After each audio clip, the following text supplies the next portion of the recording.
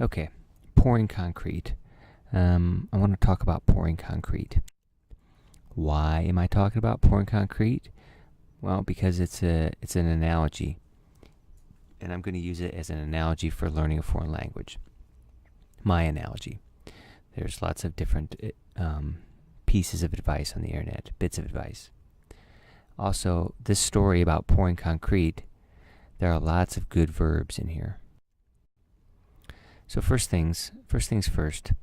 After you've smoothed out the area or the gravel, and then you can put in this wire mesh. This is the structure. They put in these 2x4s. So they have wire mesh 2x4s. This is kind of like the structure of a language, the grammar, right? You want to have a good foundation in the practice. Buildings also have this. This is this is a concrete building, and inside they have rebar, reinforced concrete. Right? So you want to have really strong language skills. You want to have good grammar, good vocabulary. Right? But you got to do a lot of practice. You have to pour out the concrete. So the concrete comes out in piles and clumps, and you have to smooth it out, spread it out. Right? I think this is kind of like learning vocab. And then you have to learn how to use the vocab. So they spread out the concrete, and then they have to spread it around, and then they level off the concrete. Right? So they spread it out, and then they level it off. Finish. And I think this is kind of like, editing your writing or having someone listen to you, give you feedback. Maybe you're already good, but you need to give it a smooth finish. And then they kind of put lines in the concrete. They put the final trimmings on. They put the final touches on the concrete. Right. Lastly, you have to put a final coating on top of the concrete or the sealant, so when it rains, the water doesn't get in.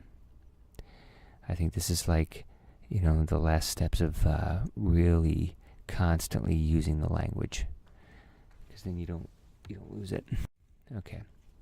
So again, what does this have to do with learning a language? Well, this is some advice from Lindsay. And I'll put her link in the description. But she says first you gotta learn the writing system, and most every Korean I know knows the English alphabet. Then you gotta learn greetings and vocab, some basic vocab. I think if you know all the words in this book, in these Lonely Planet books, that's a really good start for basic vocab. Hi, how you doing? Where are you from? Oh, you're from the East Coast or West Coast? Which part of the country? What's that place like? Oh, that's interesting. You should thoroughly go through the grammar. She likes practicing grammar structures hundreds of times.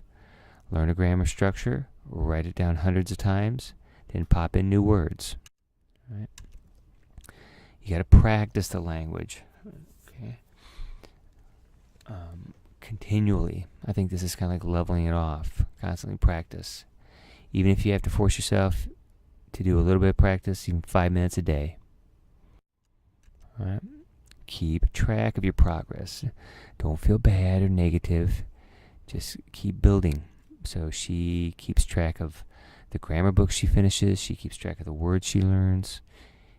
Keep track of the progress. Lastly, immerse yourself in the language. Constantly listen to it and hearing it. I think this is kind of like the sealant. So, writing system, the grammar, the practice, keeping track of your progress, and immersion. All these are necessary steps. If we don't do this, we don't magically learn a language. Okay. One thing about pour, because I was saying, they have to pour out the concrete. But recently, Donald Trump had a tweet, and he said pour over, because pour over means read or investigate. Pour over reports. You pour over books, really interesting books.